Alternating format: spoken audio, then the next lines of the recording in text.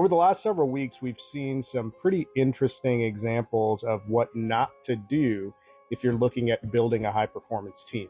Earlier this year, we saw the UAW strike play out. The strike hinged on worker demands to return back to the pay and benefits that they had conceded during the housing crash. At that time, the auto industry was at risk of collapse, and union workers there decided to sacrifice a lot of compensation and benefits considerations to keep those companies afloat. Fast forward to the last handful of years, you saw record profits, you saw CEOs making insane bonuses, and workers wanted to advocate for returning back to their compensation and benefits levels that they were at prior to the crash, and they also wanted to make sure that those adjustments going forward would keep pace with inflation.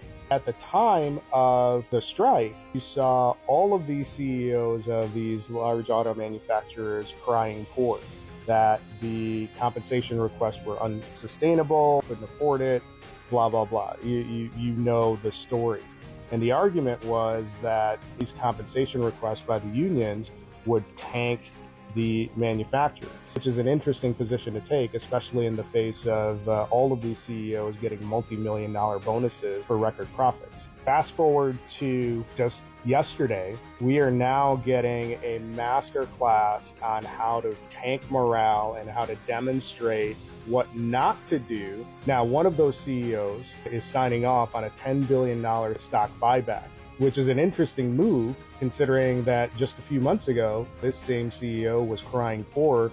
There are a lot of things that can be discussed about this particular initiative from GM to do a $10 billion stock buyback, but I want to zoom in on one particular issue, and that's the issue of unlocking team performance and making sure that you are building a high-performance team. A lot of that rests on your ability to be transparent and authentic in how you communicate and the level of honesty and trust that you're building amongst your workforce. If you want a clear-cut example of what not to do, this is a perfect example. You've had CEOs claiming that they couldn't afford worker demands for months, and then all of a sudden, as soon as the strike is over, they're advocating a $10 billion spend to satisfy shareholders and investors. This is a clear demonstration of what you shouldn't be doing. And if you're looking at unlocking performance within your teams, that starts with you as a leader. It's built on a foundation of trust, transparency, and honesty.